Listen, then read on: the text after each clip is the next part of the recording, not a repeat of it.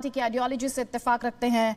तौसीफ हमारे साथ हैं टीएमसी का पक्ष रखने के लिए। सबसे पहले तो संजय जी, आप ही से मेरा सवाल है, ये जो देश में इस वक्त बहस छिड़ी हुई है, आज स्मृति ईरानी द्वारा जो प्रेस कॉन्फ्रेंस जो उनके द्वारा सवाल पूछा गया, वो सवाल मैं आपके सामने रख रही हूं। 16 करोड़ 39 लाख हवाला ऑपरेटर्स के सहयोग से मनी लॉन्ड्रिंग का सीरियस आरोप, आपका जवाब? और वो गद्दार बता रही हैं। एक ही बार में सब पूछेंगे या बस इसी एक एक करके दूं जवाब? सर एक एक करके जवाब दीजिएगा। अच्छा, तो ये मनी लॉन्ड्रिंग का जो मामला वो बता रही हैं, कब का है ये? सर ये 16 करोड़ 39 लाख हवाला ऑपरेटर्स के सहयोग से मनी लॉन्ड्रिंग का जो मामला है उसकी बात कर रही हैं वो। ये कब का है? तारीख कब की है? किस वक्त ये मनी लॉन्ड्रिंग का मामला बता रही है? क्या बता रही है स्मृति ईरानी जी? देश को बताइए ना। आपने उनकी प्रेस कॉन्फ्रेंस सुनी है, मैंने भी सुनी है। ये मनी लॉन्ड्रिंग कब हुई है, कब का मामला है, ये देश को बताइए अपने चैनल के माध्यम से। सर बिल्कुल, मैं आपको अभी पूरा ये जो पूरे डॉक्यूमेंट्स हैं ये पूरे मैं अपने दर्शकों के सामने रखूंगी, लेकिन वो सीधे तौर पर ये कह रही हैं, पहले तो आप चलिए पॉलिटिकल सवाल का जवाब पहले दे दीजिए, मैं साल का ब्यौरा आपको दे देती हूँ अभी। वो कह रही है कि जिस पर इतने, मैं दे दे रहा हूं। हाँ दीजिए। पहली बात तो ये कि स्मृति ईरानी जी एक ऐसी पार्टी की नेता हैं जिसके राष्ट्रीय अध्यक्ष को कैमरे पर रिश्वत लेते हुए पूरे देश ने देखा है। वो एक ऐसी पार्टी की नेता है जहां पे 500 करोड़ का जहाज राफेल 1627 करोड़ में खरीदा जाता है। प्रभु श्री राम के मंदिर में चंदा चोरी करने वाली पार्टी से उनका ताल्लुक है। और आज जब उनको चिंता करनी थी कश्मीरी पंडितों की, आज जब आपके चैनल पे बहस होनी चाहिए थी कि कश्मीरी पंडित जिनको सुरक्षा नहीं मिल पा रही है, उनकी हत्याएं हो रही हैं, चर्चा हो रही है स्मृति ईरानी के बयान पे। मोदी सरकार की चिंता इस समय सतेन जैन है, मोदी सरकार की चिंता इस समय आम आदमी पार्टी है, और उस मामले में चिंता है। तो मैं आपसे बड़ी विनम्रता पूर्वक पूछना चाहता हूं, 8 साल पुराना मामला है ये, 7 बार ईडी के सामने पेश हो चुके सतेन जैन, उनकी कभी गिरफ्तारी की जरूरत महसूस नहीं हुई। गिरफ्तारी कब की जाती है? जब वो हिमाचल के इंचार्ज बनाए जाते हैं, जब हिमाचल में उनकी सक्रियता बढ़ती है, केजरीवाल जी की बड़ी बड़ी रैलियां होती हैं, तो कहते हैं नहीं सतेन जैन को गिरफ्तार करके जेल में डालो। और नहीं, लेकिन आप पूछ रहे थे ना कौन से साल है सर? मैं याद दिलाना चाहता हूं। ठीक है, आप साल पूछ रहे थे 2010-11 से लेकर 2015-16।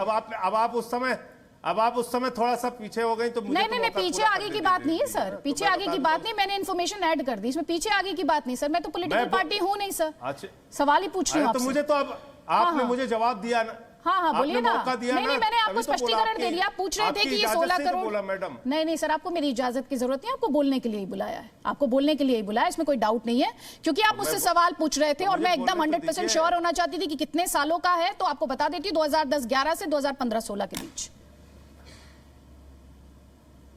तो आज ये पहला मामला हमारे खिलाफ नहीं है। मुख्यमंत्री के दफ्तर पे सीबीआई का छापा हुआ, कुछ नहीं निकला। उप मुख्यमंत्री मनीष सिसोदिया के घर पे सीबीआई का छापा हुआ, कुछ नहीं निकला। 34 विधायकों पे मुकदमे हुए, उनको जेल में डाला गया, उनको अपमानित किया गया, कुछ नहीं निकला। जिस सतेन जैन का आप जिक्र कर रहे हैं, इन पे एक सीबीआई का मामला और दर्ज किया था, एक दूसरा मामला दर्ज किया था। उस मामले में 5 साल तक देश की सर्वोच्च जांच एजेंसी सीबीआई ने जांच किया, और 5 साल के बाद क्या कह दिया? ये अपने चैनल पे दर्शकों को दिखाइए। कह दिया कि साहब क्लोजर रिपोर्ट, कुछ नहीं मिला सतेन जैन के खिलाफ। तो ये जो भारतीय जनता पार्टी ने एक चलन बना लिया है कि विपक्ष के नेताओं को रोज ईडी सीबीआई, रोज इनको अपमानित करो, रोज उनके परिवार को अपमानित करो, ये मेरे ख्याल से ठीक नहीं है। और इन लोगों से कम कोई ईमानदारी का सर्टिफिकेट भी लेने की जरूरत नहीं है। इनके सारे कागजात फर्जी होते हैं, कल को कह देंगे कि फर्जी था सब कुछ। जवाब ले लीजिए, सुधांशु त्रिवेदी हमारे साथ है, जवाब ले लीजिए। बेबुनियाद और बेकार मामले। सुधांशु त्रिवेदी आपका जवाब सर, ये कह रहे झूठे बेबुनियाद इन्वेस्टिगेशन आपने करा ली, इनके नेताओं को आप टारगेट करते हैं, कुछ नहीं निकलता है। देखिए, मैं कहना चाहूंगा जो जांच एजेंसी काम कर रही है उसके तकनीकी पक्ष के संदर्भ में तो जांच एजेंसी अपनी रिपोर्ट प्रस्तुत करेंगे तब सही आ सकता है, परंतु इनके नेता जितने विश्वास के साथ बोलते हैं, तो मैं अभी 3 दिन पहले ही तो याद करिए जब पंजाब में इतने लोगों की सिक्योरिटी हटाई तो बड़े कॉन्फिडेंस से कहा कि बड़ा सोच समझ के निर्णय लिया है, और वो सारी की सारी चीजें अपनी राजनीतिक दृष्टि से इन्होंने कहा और अगले ही दिन वो निर्णय गलत साबित हुआ। तो इनकी बात की विश्वसनीयता क्या है, ये इनके हाल के निर्णयों से साबित है। दूसरी बात, ये तो वो थे जो नई राजनीति के लिए आए थे, ये वो थे जिन्होंने 10 वर्ष पूर्व कहा था कि सारे के सारे नेता जो हैं वो भ्रष्ट हैं, सारे के सारे नेता चोर हैं उस समय। अब अगर आप देखें तो ये जो बचाव में कहते हैं कि हमारे ऊपर राजनीतिक कारण से किया जा रहा है, हम पूरी तरीके से ठीक हैं, तो अदिति जी आप याद करिए 10-11 वर्ष पहले सुरेश कालमाणी से लेके ए राजा से लेके लालू प्रसाद यादव जी की पार्टी आरजेडी से लेके समाजवादी पार्टी के जितने नेताओं के ऊपर आरोप लगते थे, अगर आप देख ले तो भाषा शैली नहीं, शब्द तक लगभग वही नजर आएंगे। तो ऐसा लगता है कि नई राजनीति के जन्मदाताओं के लिए वही पुराना बहाना और वही पुराना तराना नजर आ रहा है। अब यहां पर एक बात कहते हैं, एक व्यक्ति भ्रष्ट था इनकी पंजाब की सरकार में, इन्होंने स्वयं स्वीकार कर लिया। अब दूसरे पे ये कह रहे हैं पूरी तरीके से आश्वस्त हैं। तो मैं तो सिर्फ ये कहना चाहता हूं कि यदि इनके मन में किसी भी प्रकार का संदेह है, जैसा कि केजरीवाल जी स्वयं IRS ऑफिसर रहे, वो ये चेक करके कह सकते हैं यदि इतने करोड़ों रुपए का ट्रांजैक्शन हुआ, ठीक है, उस पर इनका विचार अलग, अपनी जगह अलग। ठीक है, जो इनकम टैक्स के वो अवेलेबल थे रिटर्न, टेक्निकल बात कह रहा हूं, उसमें कुछ लाख रुपए की संपत्तियां सत्येंद्र जैन जी ने पिछले कुछ वर्षों में दिखाई। अब उसके बावजूद भी कोई व्यक्ति इतने करोड़ की जमीन खरीद सकता है यदि उसका पुराना बैंक बैलेंस हो, उसने विरासत में पाया हो। तो संजय सिंह जी राज्यसभा के माननीय सदस्य हैं, उनको पता होगा कि संसद या विधानसभा में जब व्यक्ति नामांकन करता है तो अपना उस साल का ही बैलेंस नहीं, अपने एसेट्स एंड लायबिलिटीज तक बताता है, यानी कितना मेरे पास पैसा है, कितनी मेरे पास संपत्ति है, यहां तक कि अपनी ज्वेलरी का भी डिटेल देना पड़ता है। तो अगर सत्येंद्र जैन जी ने इतना दिखाया था कि कोई बात नहीं, कुछ लाख रुपए की इनकम थी पर इतने करोड़ों रुपए की उनके पास संपत्ति थी, उस जमाने में तो दिखा सकते थे, उसमें कौन सी बात है। ठीक है, इंपॉर्टेंट पॉइंट है संजय सिंह, जवाब आपका। आप दोनों ही MP हैं, मैं चाहती हूं इस पर वाद विवाद हो, तार्किक तौर पर वाद विवाद हो। संजय जी आपका जवाब, जो सुधांशु त्रिवेदी ने पॉइंट्स उठाए उस पर आपका जवाब सर। देखिए, पहली चीज तो ये कि अभी सुधांशु जी ने कहा कि ए राजा भी ऐसी भाषा बोलते थे और बाकी लोग भी ऐसी भाषा बोलते थे। अरे भ्रष्टाचार पे आप लोग कैसे बोलेंगे, मुझे तो ये समझ में नहीं आता। सुधांशु जी, आपकी पार्टी के राष्ट्रीय अध्यक्ष को कैमरे पर रिश्वत लेते हुए पकड़ा गया, कैमरे पे। आप उस पार्टी से बिलोंग करते हैं, माफ कीजिएगा, जिन्होंने शहीदों के ताबूत में घोटाला किया। आपकी पार्टी क्या करती रही है समय समय पे? व्यापम घोटाला किसने किया? आपकी पार्टी ने किया। उत्तर प्रदेश में जल जीवन मिशन का घोटाला किसने किया? आपकी पार्टी ने किया। 500 करोड़ का जहाज 1627 करोड़ में किसने किया? आपकी पार्टी ने किया। आपने हमारे खिलाफ क्या किया वो मैं बता रहा हूं, और इसका जवाब आप जरूर दीजिएगा, देश सुनना चाहता है आपको। आपकी कैसी मजबूत एजेंसी है सुधांशु जी? 5 साल तक आपने CBI की जांच चलाई सत्येंद्र जैन के खिलाफ एक मामले में, और 5 साल के बाद कह दिया साहब क्लोजर रिपोर्ट, कोई मामला नहीं मिला, कोई साक्ष्य नहीं मिला। तो क्या CBI जैसी संस्था को आपने मजाक बना रखा है? एक आदमी को 5 साल तक उसके परिवार को आप अपमानित करेंगे, और जब उसको गिरफ्तार करेंगे तब ऐसे ही चिल्ला चिल्ला के सारे प्रवक्ता बीजेपी के कहेंगे कि नहीं नहीं साहब वो तो अपराधी है, भ्रष्टाचारी है, उसको फांसी चढ़ा दो, उसको बर्खास्त कर दो, उसको निकाला क्यों नहीं अब तक? आपने और आपकी CBI ने, याद कर लीजिए, मुख्यमंत्री के दफ्तर पे CBI का छापा मारा था, क्या निकला? कुछ नहीं। उप मुख्यमंत्री मनीष सिसोदिया पे CBI का छापा मारा था, क्या निकला? कुछ नहीं। ED CBI का छापा हमारे तमाम मंत्रियों पे, विधायकों पे पड़ा, हमारे 34 विधायकों को आपने जेल में डाला, उसमें क्या हुआ वो भी देश को पता होना चाहिए, मैं बता देता हूं। 140 केस आपने दर्ज किया हमारे विधायकों पे, 140 केस, और 72 केसों में वो बरी हुए, और बाकी केसों में उनके ऊपर स्टे, एक में कन्विक्शन हुआ। 140 केसेस हमारे MLAs के ऊपर आपने फर्जी, बेबुनियाद आपने जब हुआ तब लगाया। तो आज तो मैं सोचता था सुधांशु जी, जैसे आप लोग कश्मीरी फाइल्स पिक्चर देख के पूरे देश में व्याकुल थे, रो रहे थे, पीड़ित थे, ऐसे आप सारे लोग पीड़ित होते, आपकी कैबिनेट आज बैठती, आपकी सरकार बैठती कश्मीरी पंडितों को सुरक्षा देने के लिए। लेकिन आप लोगों की चिंता है सत्येंद्र जैन को बदनाम करना, आम आदमी पार्टी को बदनाम करना। हम नई राजनीति के लिए आए थे, संजय सिंह जी एक ऐसी पार्टी, आप लोग एक सड़ी गली राजनीति, दूसरों को फंसाने वाली, जेल में डालने वाली, अपमानित करने वाली उस परंपरा को अगर बढ़ा रहे हैं तो आप बढ़ाइए, आप स्वतंत्र हैं। नहीं, लेकिन उसमें संजय मैं सिंह थोड़ी जी, कोई आपकी रोक सकता पार्टी हूं। जो मैंने तो कहती आपको थी बता पार्टी दिया। विद डिफरेंस, संजय जी, आपकी सरकार, आपकी यूपी संजय की जी मेरे सरकार सवाल ने तो सुन सुधांशु लीजिए, जी संजय 9 जी मेरे सवाल एफआईआर तो सुन किया लीजिए मेरे ऊपर सर। एक दिन में।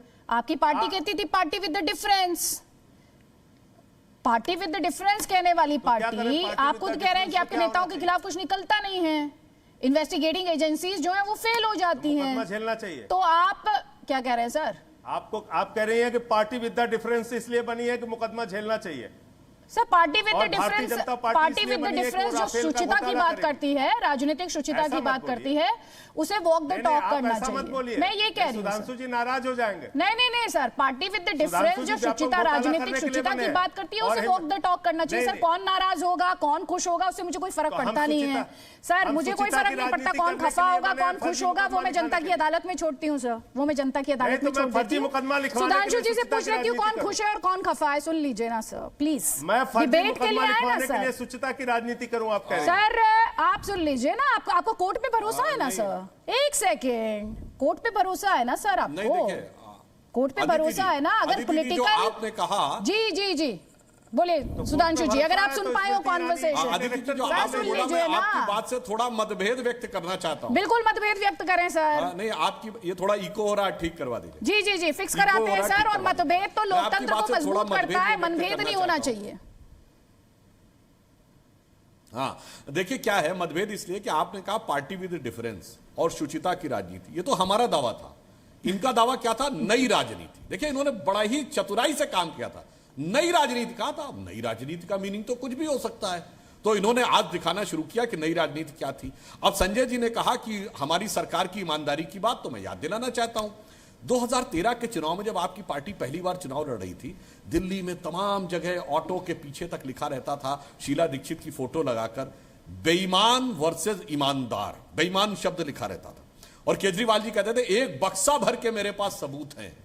और जब सरकार बनी थी और हर्षवर्धन जी ने पूछा था कार्रवाई करिए, तो कहते सबूत था, कोई बात नहीं। आज तो 7 साल हो गए जनाब, अब तक तो उन सबूतों के आधार पे कार्रवाई होके कन्विक्ट हो जाना चाहिए था, मगर अभी तक तो चार्जेस भी नहीं फ्रेम हुए हैं। यह है नई राजनीति।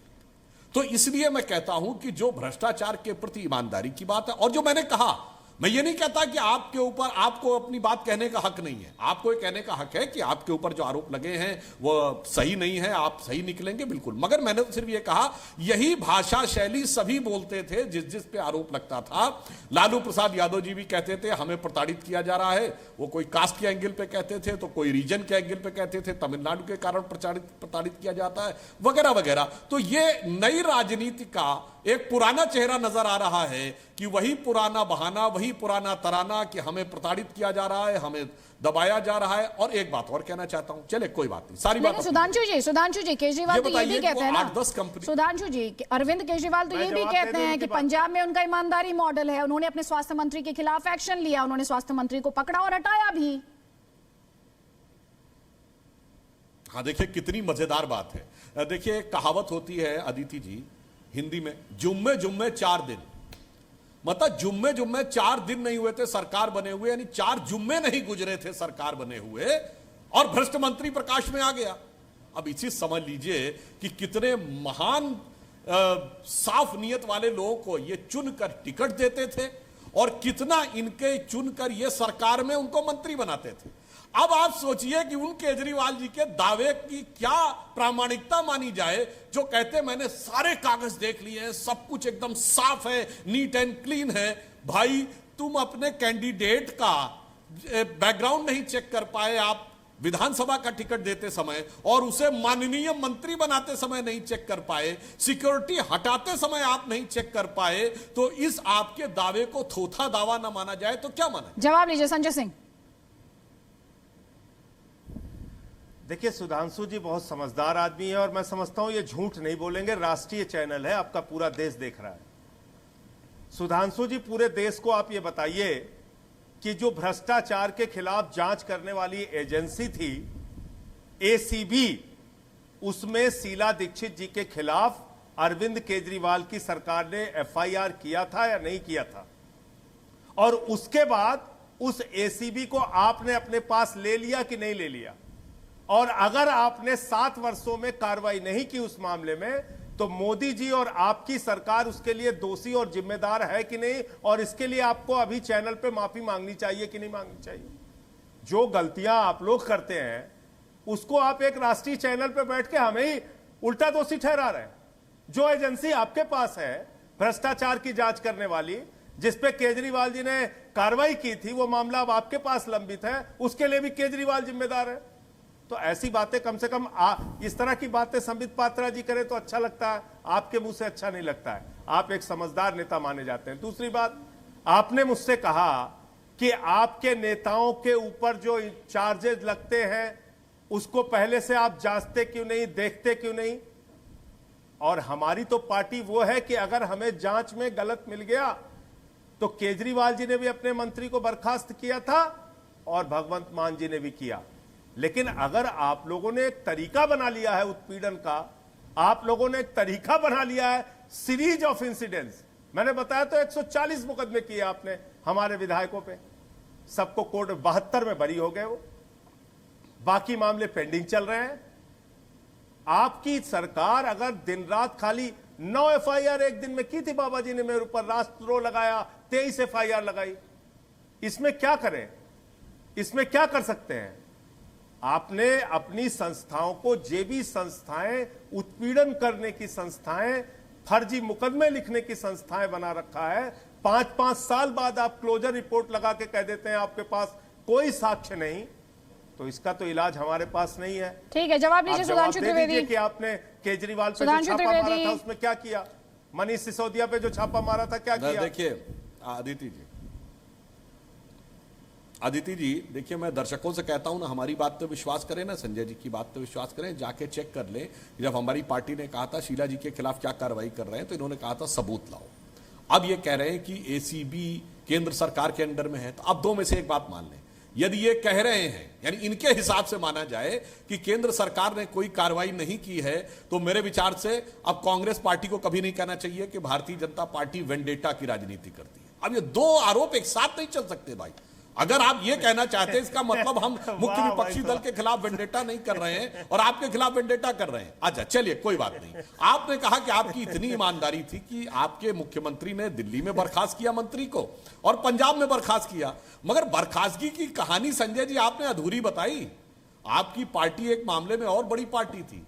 जब पार्टी बनी थी तो सब लोग टोपी पे लगा घूमते थे, मुझे चाहिए जन लोकपाल, और आपकी पार्टी ने पार्टी के अंदर एक आंतरिक लोकपाल भी नियुक्त किया था, जो पार्टी में हुए किसी भी प्रकार के आरोप या भ्रष्टाचार की जांच कर सकता था। वो थे एडमिरल रामदास, उनको भी बर्खास्त कर दिया था। अरे भाई, एसीबी पर तो आप आरोप लगा रहे हैं, ये अपने आंतरिक लोकपाल को काहे बर्खास्त कर दिया था? नई राजनीति के नवोदित प्रणेताओं ने यह नया अभिनव प्रयोग करके उसको बर्खास्त क्यों कर दिया था? कम से कम इस विषय पे नीतिगत और राजनीतिक उत्तर दे दीजिए। ठीक है संजय सिंह, जल्दी से। भ्रष्टाचार के प्रति आपकी प्रामाणिकता प्रूव हो जाए। ठीक है, देखिए, मैं इनको एक अच्छे वक्ता के रूप में, बहुत ही माहिर अपनी पार्टी को बचाने वाले प्रवक्ता के रूप में मानता हूं। जैसे ही उन्होंने देख लिया कि एसीबी तो अब हमारे पास है और भ्रष्टाचार का मामला हमारे पास लंबित है, तुरंत पूरा मामला पलट दिया कि हम तो वेंडेटा की पॉलिटिक्स नहीं करते। अरे भैया, अगर उस मामले में सच्चाई थी तो आपको कार्रवाई करनी चाहिए थी, आपने कार्रवाई क्यों नहीं की? इसको आप एक नाकामी के रूप में स्वीकार कीजिए। और अब आज के बाद कम से कम केजरीवाल जी को इसके लिए ब्लेम मत कीजिएगा। पूरे देश को पता चल गया कि एसीबी अब आपके पास है और दिल्ली में हुए किसी भी भ्रष्टाचार के मामले की जांच आप लोग कर रहे हैं, उसमें पर्दा डालने का काम आप कर रहे हैं। तो अब आज के बाद कम से कम किसी भी चैनल पे यह वक्तव्य आप लोग ना दें। दूसरी बात जो आपने कहा, हमारे मानकों की, हमारे कार्रवाइयों की, हम किस तरीके से कार्रवाई करते हैं, कौन से हमारे लोकपाल होते हैं, आपको मैं एक ही बात बताना चाहता हूं। 2 उदाहरण आपके सामने रखे हैं। इस पार्टी के अंदर ये वो पार्टी है कि 70 की जगह हम 69 सीट पे चुनाव लड़े थे। चलते चुनाव में एक कैंडिडेट के बारे में जानकारी मिली 2013 में, तो केजरीवाल जी ने सार्वजनिक बयान दिया था कि इसको वोट मत दीजिएगा, गलती से हमने इसको टिकट दे दिया। हम नैतिकता के उन मापदंडों पे चलने वाली पार्टी हैं। हम ये नहीं कहते कि राफेल में घोटाला हो तो हम बच के निकल जाए, सुधांशु त्रिवेदी जल्दी से, उसके बाद तौसीफ अहमद खान और तहसीन पूनावाला, प्लीज राम जल्दी मंदिर में जल्दी चंदा चोरी हो तो हम बच के निकल जाए। नहीं सर, वापस आप उसी पॉइंट पर जा रहे हैं, लेकिन कुल मिलाकर एक ब्रॉड लाइन की बात करें तो वो ये है कि राजनीति में जब भी आरोप लगेंगे तो कहीं ना कहीं उसे चुनावी सीजन से जोड़ दिया जाएगा, उसे राजनीति से जोड़ दिया जाएगा, और कुल मिलाकर ये कहा जाएगा कि हमें टारगेट करने की कोशिश की जा रही है, एक विक्टिम नैरेटिव सेट करने की कोशिश की जाएगी। सुधांशु जी, जो संजय जी सवाल पूछे थे उसका आप जवाब दे दें, उसके बाद तौसीफ अहमद खान और तहसीन पूनावाला, जल्दी जल्दी प्लीज। जी देखिए, मैं इनकी बात से कहना चाहूंगा, संजय जी ने ये कहा कि एसीबी ने दे दिया है और हम कार्रवाई नहीं कर रहे। संजय जी, आपको अपनी बात कहने की स्वतंत्रता है, तो मैं आपसे कहता हूं आप भी देश के सामने कहिए कि वो केजरीवाल जी जो कहते थे कि मेरे पास बक्सा भर सबूत हैं, प्रेस कॉन्फ्रेंस करके सारे कागज जारी कर देना कि हमने ये दिए हैं, और देखिए केंद्र सरकार कार्रवाई नहीं कर रही, क्योंकि आप लोग तो जारी करने में बहुत माहिर है ना, आके प्रेस वक्तव्य देने में। पहला तो ये कर दे तो बिल्कुल साफ हो जाता है, दूध का दूध और पानी का पानी हो जाता है कि कितनी प्रतिबद्धता, प्रामाणिकता भ्रष्टाचार के खिलाफ लड़ने में है। दूसरी बात आपने कही कि आपने 69 सीटों पे चुनाव लड़ा, आपने माना कि गलती हुई। नहीं, गलतियों की तो आपकी गजब की श्रृंखला है। आपने ये कहा था कि किसी कांग्रेस या भाजपा का समर्थन नहीं लेंगे, समर्थन लेके सरकार बनाई, फिर आपने कहा गलती हो गई। 49 दिन सरकार बनाई, फिर आपने रिजाइन करके कहा कि नहीं नहीं नहीं वो गलती हो गई, हमने रिजाइन किया था। और तो और आप जिस आंदोलन से निकले, उस आंदोलन के प्रणेता, उसके वैचारिक अधिष्ठान के अधिष्ठाता अन्ना हजारे को आपने कह दिया बरगला दिया गया। मतलब उसमें भी आपने कह दिया अन्ना हजारे से गलती हो गई। तो भाई आप तो इस कदर गलतियों की श्रृंखला बताते हैं, वहां से लेके पंजाब में मंत्री की नियुक्ति से लेके पंजाब में सिक्योरिटी वापस लेने तक, मुझे लगता है कि देश की जनता को विचार करना चाहिए कि ये गलतियों से गलते रहने वाले इस पार्टी को कितनी गंभीरता से लिया जाना चाहिए, ये देश की जनता आने वाले समय में तय करेगी। संजय जी और सुधांशु जी, आप हमारे साथ रहिए, लेकिन ईडी और सीबीआई को किस तरह से बदले का टूल बताया जाता है। तौसीफ अहमद खान, ममता बनर्जी लगातार ये आरोप लगाती रही हैं कि केंद्रीय एजेंसियों का दुरुपयोग किया जाता है। मैं आपसे ये समझना चाहती हूँ, जब जब एक्शन लिया जाता है उसमें राजनीतिक बदले की बात कह दी जाती है, तो फिर नेताओं को एक इम्यूनिटी दे देनी चाहिए, क्योंकि अगर वो विरोधी दल से होंगे तो उन्हें तो ये एक तरह का डिस्काउंट चाहिए ना। अगर वो विरोधी दल से हैं और जिस तरह की दलीलें रखी जाती हैं, उसके बाद तो ये डिस्काउंट देना पड़ेगा। देखिए, अगर बीजेपी के किताब में ईडी और सीबीआई के मामले में नेताओं को डिस्काउंट दे देना है, तो वो सिर्फ बीजेपी के नेताओं को क्यों देती है?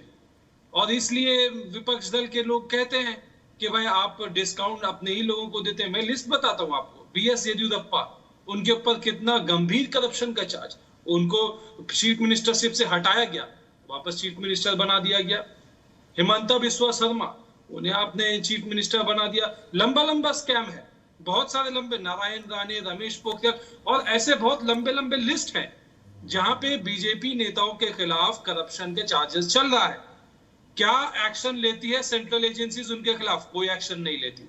एक्शन किनके खिलाफ लिया जाता है? उन जो अपोजिशन में, चाहे वो अभी आम आदमी पार्टी हो, चाहे वो कांग्रेस के नेता हो, चाहे वो टारगेट करने के लिए वो तृणमूल के अगेंस्ट में कुछ करते रहते हैं। तो ये राजनीतिक तरीके से गवर्नमेंट की एजेंसी को यूज किया जा रहा है, तो बीजेपी के खिलाफ तो आवाज उठेगा।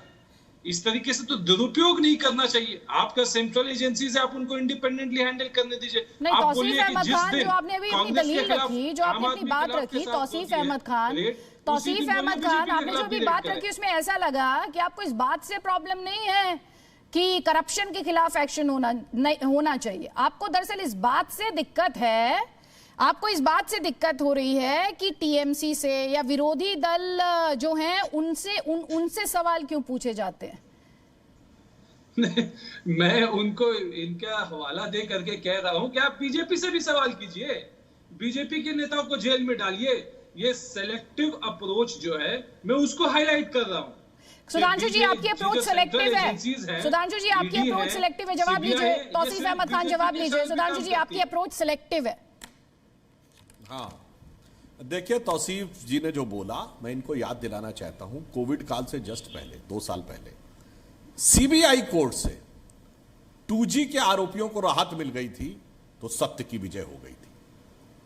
ठीक है, यानी उसी हमारी एजेंसी के कोर्ट से आपको राहत मिल जाए तो सत्य की विजय हो गई। सीबीआई पूछताछ के लिए कोलकाता पहुंच गई तो वह राजनीति हो गई।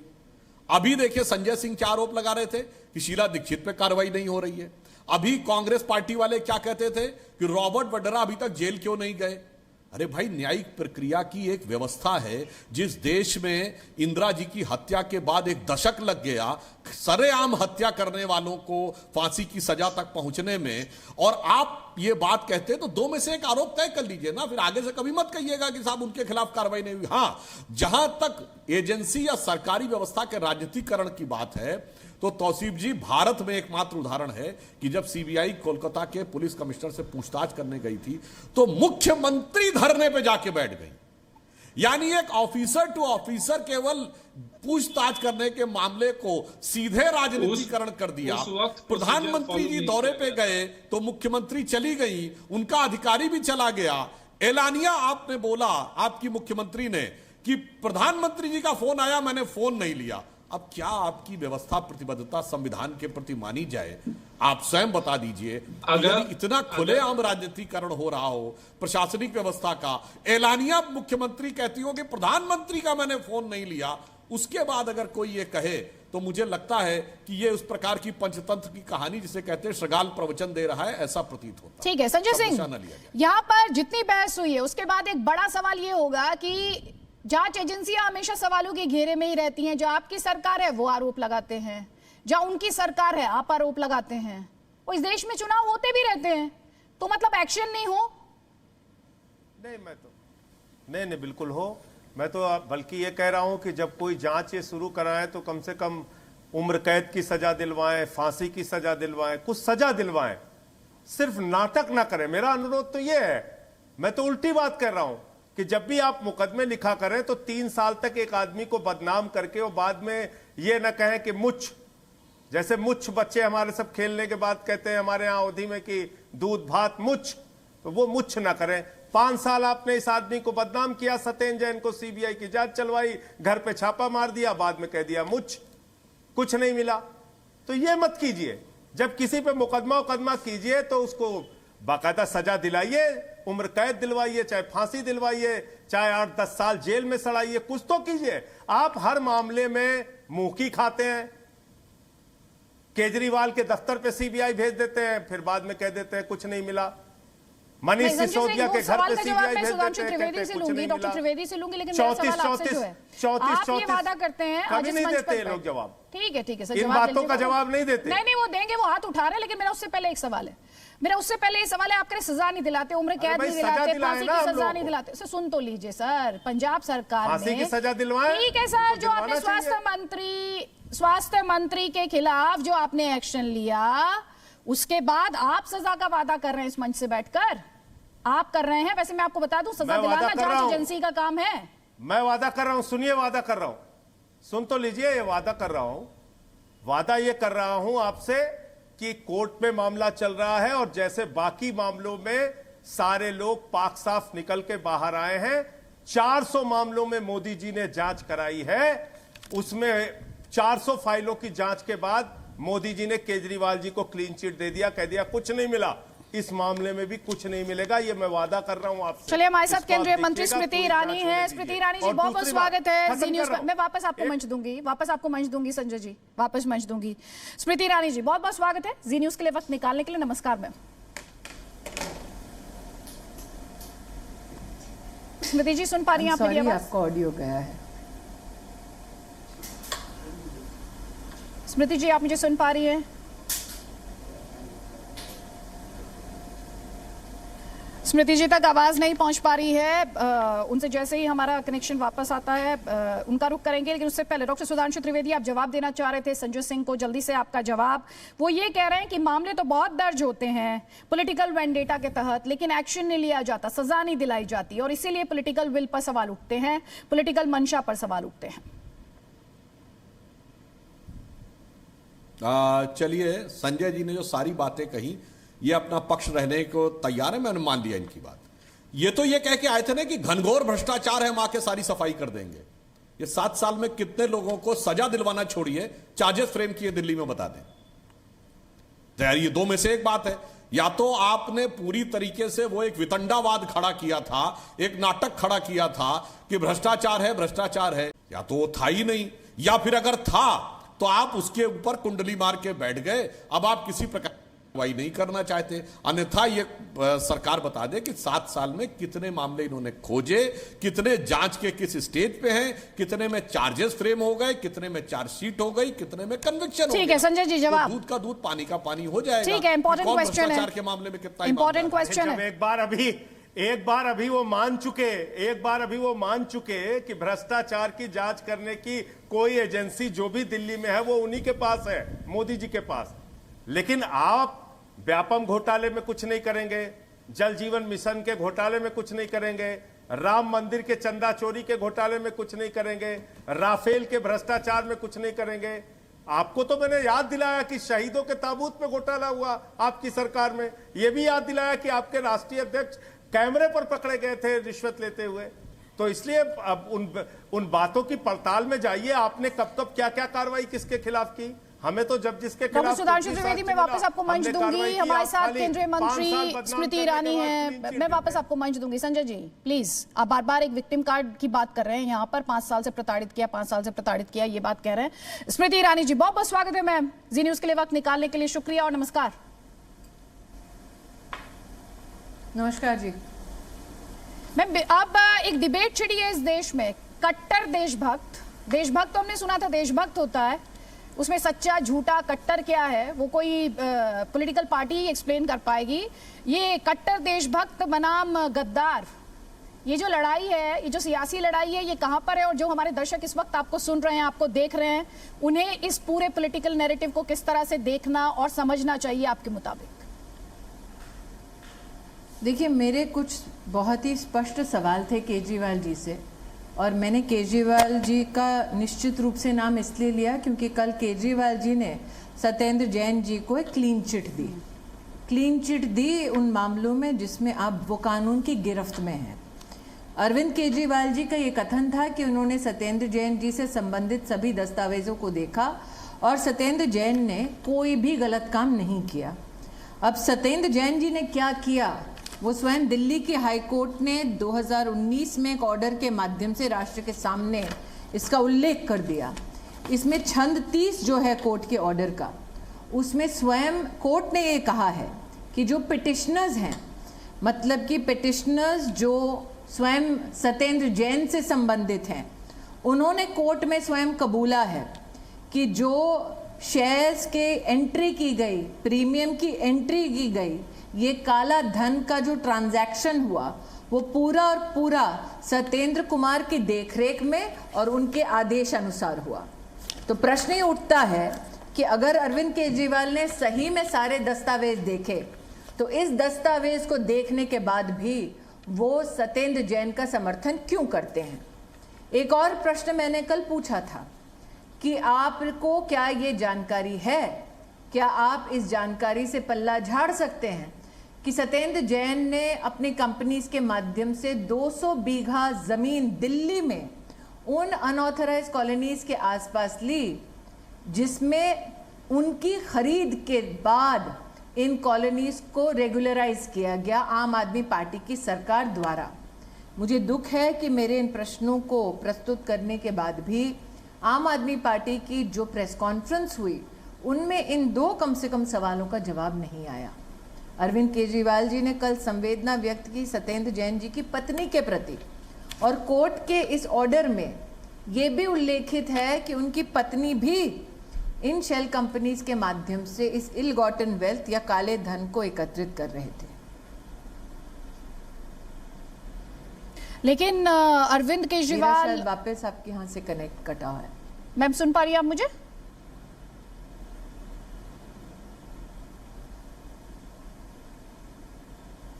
स्मृति जी, आवाज आ रही है? आपके यहाँ पे कनेक्शन नहीं है तो स्मृति जी तक आवाज इस वक्त हमारी नहीं पहुंच पा रही है। एक बार फिर से उनका रुख करेंगे। लेकिन जो सवाल यहाँ पर पूछे डॉक्टर संजय सिंह, स्मृति ईरानी ने आपके जवाब, पहले सुधांशु त्रिवेदी, आप जवाब देना चाह रहे थे संजय सिंह को, आपका जवाब, और इसी बीच अगर स्मृति ईरानी एक बार फिर से कनेक्ट होती हैं तो एक बार फिर से उनका रुख करेंगे। सुधांशु जी, जल्दी से आपका जवाब। देखिए, मैंने एक तथ्यात्मक सवाल पूछा था कि भ्रष्टाचार के विरुद्ध राजनीति का दावा करके आने वाले 7 साल में भ्रष्टाचार का एक केस नहीं बता पाए जिसके ऊपर वो कोई चार्जेस भी फ्रेम कर पाए। लेकिन सुधांशु जी, आपकी पार्टी पर ये आरोप है। सुधांशु जी, आपकी पार्टी पर जो आपके ओपोनेंट्स हैं बार बार वो एक ही आरोप लगाते हैं कि भ्रष्टाचार को लेकर आप दूसरों के खिलाफ एक्शन लेते हैं, कदम उठाने की बात करते हैं, आप कहते हैं भ्रष्टाचार मुक्त करने की बात करते हैं देश को। जब आपकी अपनी ही पार्टी के नेता कटघरे में होते हैं तो वो एक्शन गायब क्यों हो जाता है? तौसीफ ने ये सवाल उठाया था। स्पष्ट कर दूं जी आदिति जी, ज्यादातर मामलों में जो भ्रष्टाचार के केस शुरू हुए वो हमारी सरकार ने नहीं शुरू किए। ये बताइए, 2G घोटाले पे 4 FIR दर्ज हुई, चार्जेस फ्रेम हुए किसके जमाने में? यूपीए सरकार के जमाने में, कोर्ट के आदेश पे। कोयला घोटाले में ही वो मौका था जब कोर्ट ने यह कहा कि सीबीआई तोता हो गया है। क्यों? कोयला घोटाले पर जो रिपोर्ट सीबीआई को सबमिट करने के लिए कही गई थी उसमें सर्वोच्च न्यायालय ने कहा था किसी पॉलिटिकल एग्जीक्यूटिव को नहीं दिखाई जाए। जब उसके बाद सीबीआई ने हलफनामा दिया तो यह कहा कि पॉलिटिकल अपोनेंट नहीं दिखाई गई, मगर बाद में पीएमओ के अधिकारियों द्वारा उसको देखने के सबूत आ गए। इनके जमाने में हुआ। अभी सुब्रमण्यम स्वामी आपकी उस पर बोल रहे थे। यह बताइए, नेशनल हेराल्ड घोटाले में जिसमें राहुल जी और सोनिया जी दोनों को बेल लेनी पड़ी, 2013 में कोर्ट के आदेश पे दर्ज हुआ, हमारी सरकार ही नहीं थी। इसलिए मैं कहना चाहता हूं जो विषय आए वो न्यायालय के द्वारा आए 10 में से 9 मामले, और उनके अंदर जो प्रोसीडिंग चल रही है वो भी उसी के जमाने में आए, वो न्यायालय की प्रक्रिया से चल रही है। तो ये आरोप ही निराधार हो जाता है कि आरोप हमने लगाए, हमने नहीं लगाए। हाँ, इनकी पार्टी ने जो आरोप लगाए, मतलब नितिन गडकरी जी पे आरोप लगाए, माफी मांगी आम आदमी पार्टी ने। अरुण जेटली जी पे आरोप लगाए, माफी मांगी आपकी केजरीवाल जी ने। मतलब ये तो दिखा चुके हैं कि निराधार आरोप लगाने के चैंपियन हैं। कम से कम 3 मैटर में, शायद मुझे जहां तक ध्यान है कांग्रेस के नेता मनीष तिवारी से भी माफी मांग चुके हैं। 2-3 नेताओं से तो भ्रष्टाचार के बड़बोलेपन में लगाए गए आरोपों के चलते हुए माफी मांग चुके हैं। 7 साल में एक भी चार्जेस नहीं फ्रेम कर पाए। और तो और बल्कि यह दिखाई पड़ा इन 7 सालों में लालू यादव जी के साथ भी मंच साझा किया जो भ्रष्टाचार के प्रतीक माने जाते थे। झारखंड मुक्ति मोर्चा केस जो भारत के इतिहास का सबसे विचित्र केस है, इसमें प्रूव हो गया था कि 1 करोड़ रुपए की घूस ली गई थी वोट करने के लिए, उनके साथ भी मंच शेयर कर चुके। यह नई राजनीति दिखा रहे थे। इसीलिए मैंने आपसे पहले वर्ड बोला था, इन्होंने पार्टी विद डिफरेंस दिखा था, नई राजनीति। और नई राजनीति का नयापन अब अपने पूरे विद्रूप चेहरे के साथ क्रमशः उभरता चला आ रहा है। ठीक है, तौसीफ अहमद खान, आप केंद्रीय एजेंसियों पर लगातार सवाल उठाते हैं, लेकिन फिर वो तस्वीरें भी आई हैं जहां पर केंद्र और राज्य के बीच टकराव साफ तौर पर देखने को मिला है, और अक्सर वो टकराव जो है वो केंद्रीय एजेंसियों को लेकर देखने को मिला है। सीबीआई के रास्ते किस तरह से ब्लॉक किए गए वेस्ट बंगाल में, कोलकाता में, वो किसी से छिपा नहीं है।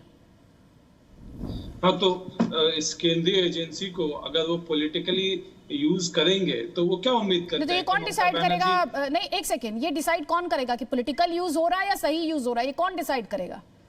आज आप ये समझाएं मुझे। तब होता है पॉलिटिकल यूज तब होता है जब आप अपने प्रोसीजर को फॉलो नहीं करते। ममता बनर्जी उसके खिलाफ प्रोटेस्ट कर रही थी। अगर सीबीआई की टीम आती है तो उनको प्रोटोकॉल फॉलो करना है, उन्हें यहाँ पे बताना है, उन्हें यहाँ पे पुलिस प्रोटेक्शन लेना है। वो अपनी मर्जी से कुछ भी कहीं पे जाके कर सकते। ऐसा प्रोटोकॉल है क्या? ये तो मनमाने तरीके से काम करते हैं, क्योंकि इन्हें अपना एक पॉलिटिकल मकसद फुलफिल करना होता है, और ये तब करना होता है जब ठीक इलेक्शन का वक्त होता है। इलेक्शन खत्म हो गया, अब बोलिए क्या एक्शन ले रही है सीबीआई? पूछिए उनसे। सुधांशु जी तो है बैठे हुए, पूछिए कि किसी भी मामले में जो बंगाल से रिलेटेड थी या अभी जो पुलिस कमिश्नर की बात करें, क्या एक्शन लिया गया? क्योंकि अभी तो चुनाव खत्म हो गए, सारे मामले ठंडे हो गए। अब इनका अटेंशन उस स्टेट में रहेगा जहां चुनाव होने वाला है। नहीं, लेकिन अब आप कह रहे हैं चुनावी टाइमिंग, आप ये कह रहे हैं चुनावी टाइमिंग, लेकिन यहाँ पर सवाल ये है जिस पॉलिटिकल पार्टी पर एक्शन लिया जाता है वो अक्सर यही कहते हुए अपना बचाव करती है और विक्टिम कार्ड खेलती है कि सो एंड सो स्टेट में चुनाव होना है, या ये जो पूरा एक्शन है ये तो बदले की कार्रवाई से प्रेरित है। तो कुल मिलाकर अगर जो दर्शक इस वक्त ये डिस्कशन देख रहे होंगे वो ये सोच रहे होंगे फिर तो नेताओं पर एक्शन का कोई सीजन हो नहीं सकता, क्योंकि इस देश में तो हर कभी ना कभी किसी ना किसी राज्य में चुनाव होता ही रहता है, और 12 महीनों यहाँ पर एक तरीके से मान के चलिए किसी ना किसी स्टेट में चुनाव आने वाला होता है या हो रहा होता है सुधांशु त्रिवेदी, लेकिन ये कह रहे हैं केंद्रीय जांच एजेंसियां केंद्र के इशारे पर काम करती हैं, उनके प्रोसेस जो उनके लिए प्रोसीजर्स ले डाउन है उन्हें फॉलो नहीं करती हैं। इस पर आपत्ति है इन्हें। देखिए तौसीफ जी को, हाँ मैं बिल्कुल टेक्निकली बता रहा हूं, एक राज्य की पुलिस दूसरी राज्य में जाती है तो उसे राज्य से परमिशन लेना चाहिए। हाँ, अगर सीबीआई कार्रवाई करने जाती तो बताएगी, परंतु आपके पुलिस कमिश्नर से पूछताछ करने गई थी भाई, तभी तो आपको पता चला था। बाकायदा सीबीआई ने उनको पूछताछ के लिए बुलाया था, ऑफिशियल लेटर दिया था कि हम पूछताछ करने आ रहे हैं, वरना आपको कैसे पता चला? ये तो बड़ी इलॉजिकल सी बात है ना। आप सीबीआई को रोकने के लिए आपकी नेता तभी तो जाके बैठी क्योंकि कमिश्नर को पता था कि सीबीआई आ रही है, अगर सीधे पहुंच जाती तो कैसे पहुंचती? तो आपकी यह बात आपके तथ्य को खुद ही झुठला रही है। और एक बात इनके मुंह से निकली, चुनाव खत्म हो गया, अब क्या एक्शन हो रहा है? तौसीफ साहब, वाकई चुनाव खत्म हो गया, अब तो एक्शन आपकी तरफ से दिख रहा है। चुन चुन कर उन लोगों को मारा जा रहा है, चुन चुन कर प्रताड़ित किया जा रहा है जिन लोगों को आपको लगा कि राजनीति का विरोध किया। यहां तक कि महिलाओं के साथ, वृद्ध महिलाओं के द्वारा भी आरोप लगाया जा रहा है कि वो उनके ऊपर बलात्कार के प्रयास किए जा रहे हैं। चुन चुन कर आगजनी की जा रही है जिसमें आधा दर्जन 8-9 लोग जल के मृत हो गए। इसलिए वो तो एक्शन दिख रहा है कि चुनाव जीतने के बाद जितना। ठीक है, संजय सिंह हमारे साथ जुड़ गए हैं। संजय सिंह हमारे साथ जुड़ गए हैं। संजय जी, थोड़ी देर पहले डॉक्टर सुधांशु त्रिवेदी एक सवाल कर रहे थे, वो कह रहे थे आपकी पार्टी जो है आरोपों की राजनीति करती है, शूट एंड स्कूट। आपको माफी मांगनी पड़ी नितिन गडकरी से, आपको माफी मांगनी पड़ी लेट अरुण जेटली से।